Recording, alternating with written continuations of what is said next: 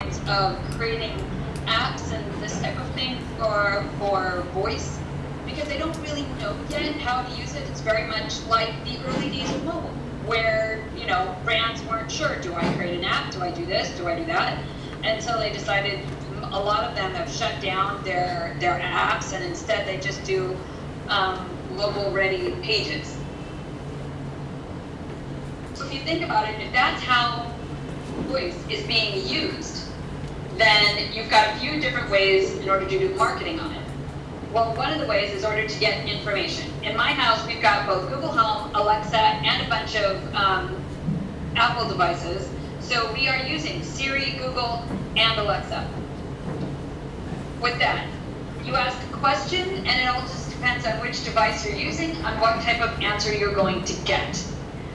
So I'm going to say, out of the three, Siri is the least helpful. And as an Apple user and an Apple fangirl, I'm going to say that's really upsetting, considering also the cost of the devices as opposed to the others. But what you need to think about when you're doing the marketing and all of this is, okay, how are people using it? So I'm using it, I'm driving, and I say, hey Siri, get me the number for, and my Siri's just turning on, get me the number for Acalanes High School, which is the high school my son goes to, okay? And now it's turning on. Sorry, so I had to turn my cell phone off. So when it does that, okay, what's it using?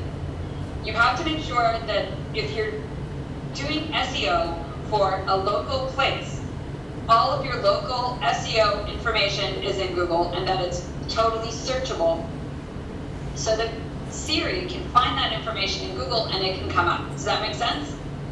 Yes. Yes? No? Yes? Yes. I'm not seeing any nodding heads. Are people understanding me? Yes. Okay, good. Okay. So, things you need to consider is making sure that you're actually properly localized SEO inside of Google.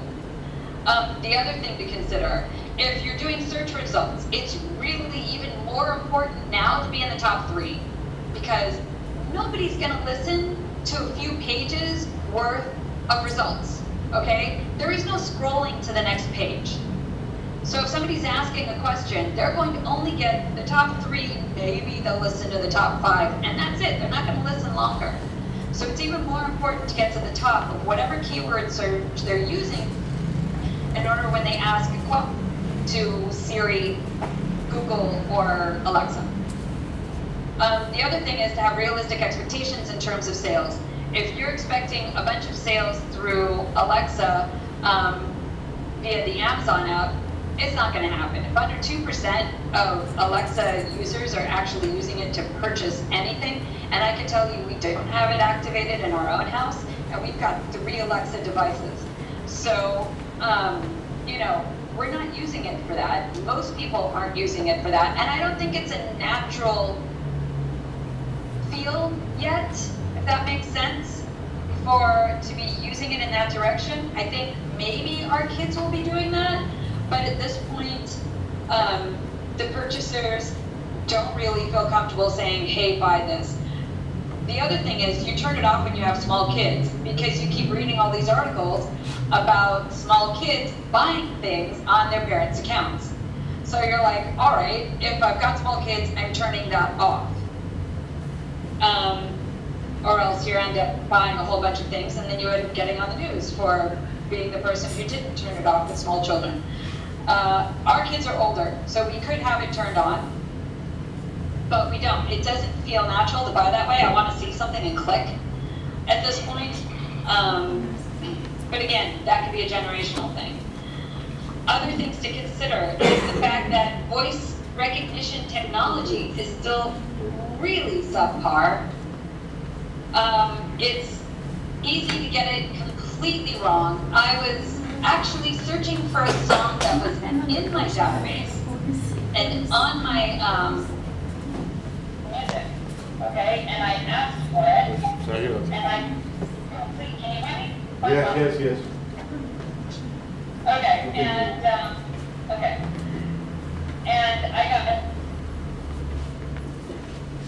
locations with Siri. So it's just not very good yet in terms of being able to get the results that you're looking for, so people aren't using it all that actively.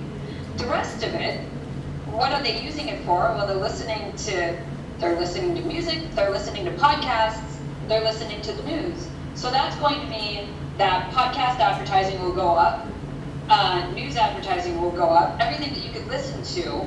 Okay, it's like radio, basically. It's the equivalent of radio advertising. That will start going up. And you've actually, if you look at the numbers, that's actually been the case. Serial was the first podcast that really got things moving to a much higher level. Now you'll find Casper, a lot of their growth, this is a mattress company in the United States, a lot of their growth has been through advertising on podcasts, because for a while, they were priced lower because it was considered that that there wasn't an ROI there. Turns out there is. Now they're starting to go up, and the difference that you were able to get because it was an unknown entity in terms of advertising is getting to be smaller and smaller. So these are the things you need to consider. It's basically in early stages, a lot like mobile apps were in the very early days of mobile apps. Other things to think about, let's see. I don't know, do you guys have any questions? Any specific questions about how you're considering using voice for search? I have one, if you can hear me properly. Yeah, I can hear you great. Okay, so I don't really understand how search on these devices work. For example, you mentioned Casper, the mattress company, okay? So you're sitting at home and you ask Alexa to suggest a new mattress to you, right? Yeah, but that won't really work. It may work with Google Home. It definitely won't work with Alexa. You don't do any search with Alexa, that type of thing. It just doesn't work well. And with Siri, forget about it. They're going to end up looking for some local place for you and giving you a bunch of options that just have no meaning whatsoever. Okay, let's stick with Google then, okay? So let's stick with what? With Google, okay? I didn't hear that. Let's use the example with Google, okay? Again, didn't understand that last word. I'm sorry, you said with which device it will work? Oh, it may work with Google Home. Right, let's take the example with Google Home, okay? So you're sitting at home and you ask Google to suggest a new mattress to you, okay? How does it pick up the right result for you? Okay, hold on a second, let's find out. Hey Google, list to me the top mattresses. Choosing songs is only available to Spotify Premium subscribers, but try the Spotify Good Rain section. And it's telling me about Spotify. Okay, this is The mic's on. Okay. No, okay, this is like the early internet, right?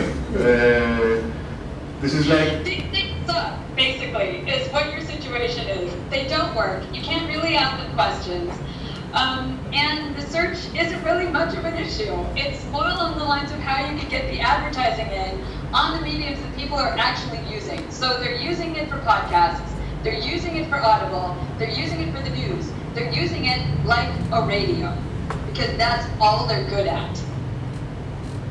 Okay, that's very, very interesting. So we still have a long way to go until these devices will be really useful for us marketers, as I understand it. Okay, what would you advise companies and marketers to have in terms of strategy and to have in mind from now on then, in order for their businesses to be ready when these devices work properly? B2B marketers don't have to worry about this stuff pretty much at all. Can you hear me? Yes. Okay. B2B marketers don't have to worry about this. Marketers that handle local places, you have to make sure that everything is properly listed and you are as optimized as possible in your regular SEO, because that's where they're taking the results from. Okay, there's no specialized SEO yet for voice. They're just trying to analyze what you're saying, then they're grabbing the results from the regular web search. Okay? So there's no special like voice SEO. It's just like in the beginning of the App Store, there was no real great App Store optimization. You used a couple keywords, you tried to make sure that the title was good, you had the right words inside of the text, and that was about all you could do. Just as it was in the early days of video, they couldn't, well, they still can't really figure out a video particularly well or what's in it. So it's all a matter of your title, your file name, the text inside, and if you can do, if you're doing also the translation and you have the text at the actual bottom of the post. So these things are how they basically are getting their keywords for search results. That's how it works for video. Well, it's going to be a lot like that for voice. They're basically going to be trying to take what they're hearing, translate it, and then grab it from other sources because they don't have it set out properly yet, and it's going to take some time before it's done right. So basically, as long as you focus on your regular SEO and optimize that as best as you possibly can, you'll be okay for voice. The other alternatives are to create apps for voice and do advertising and marketing on different podcasts or do an ebook on Audible, this type of thing. Okay. These are alternatives. Pano, all the team, any questions? Anyone has a specific question for Sarah now that she's available? The only question that I have is, hi Sarah, the only question that I have is, how did you end up in the home with 3? I can't hear you at all. Right. I think the mic turned off. Okay, the question is, how did you end up with 3 different devices? I mean, can you have, okay, I get it, you have an iPhone, and then how